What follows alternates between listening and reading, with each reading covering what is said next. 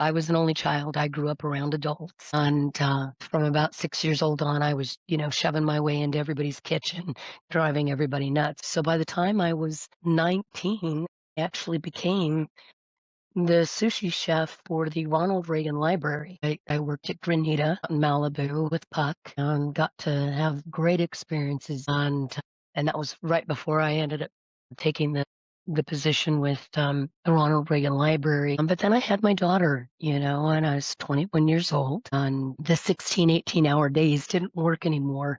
With that, I went into real estate and I did that for over 20 years. And that's where these accidents began. The first accident I had was in 2000 and I was showing property. I had just pulled over, turned off the ignition, but looked up in my rearview mirror and I'm watching an F-150 and I was in a Dodge Durango. And so I look up and I, got my neck cocked up and I see the driver with a baseball hat, but his head is down Ooh.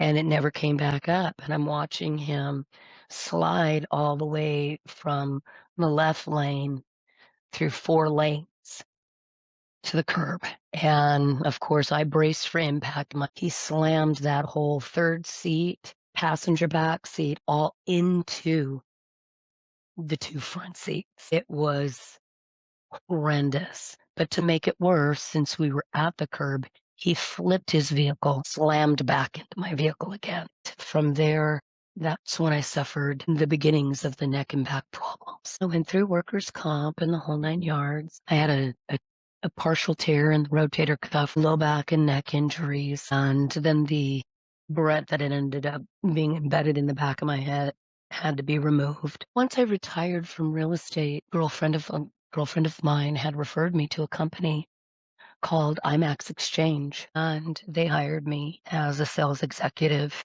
They called a meeting for me to come down into LA to meet with the owner and president and so forth. And so on my way there, unfortunately, I ended up in a 5-car pileup. And that then clenched the neck and back injuries. I had to be extricated from the car. The airbag didn't just deploy, but it completely exploded, and my windows and everything were up. Having childhood asthma, already had lung issues to begin with. I grew out of them for the most part, but that brought it all right back. Breathing in all those toxins closed into my car until they could actually extricate me from the car. So I ended up with a lot of medical issues after that. The ones that were never addressed, of course, were the exploding airbag. That was a very huge missed situation that I suffer from now. But as far as what transpired is when I asked them for the workers' comp paperwork for the accident, they immediately fired me, threatened me with their attorneys that if I contacted anybody,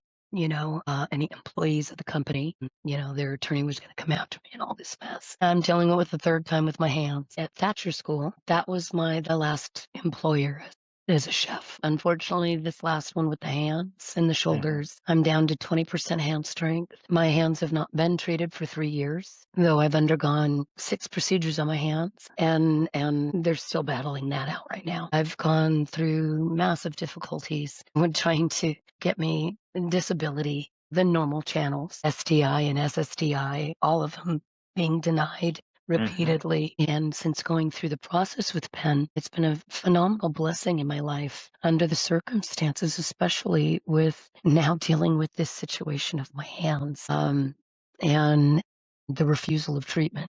Well, it started out around, I think, $330 every 2 weeks is how it started. And it helped to be able to pay rent. I used to receive CalFresh, almost $300 a month for that. They've cut me off from that now because they apparently use both my workers' comp payment and my SIBTF payments to calculate that I don't qualify anymore. So now I receive $24. And with the cost of groceries today, just pure insanity. The world is going through right now is just pure insanity. And the fact that it seems we've got a billionaire class that's just constantly putting the thumb down in every way possible and taking away everything possible for those of us who need it most to survive. And I'm not talking about living. I'm just talking about surviving, paying for the essentials. I've got $250 in my savings. That's it. That's the reality of life today. It makes all the difference in the world to be able to receive the benefits of these subsequent injuries benefits trust fund. There's just no question. Don't know where my mom and I would be if I wasn't receiving that right now. I mean, right now we're looking at eviction nonetheless because of those errors that happened with the Department of Industrial Relations not handling things appropriately.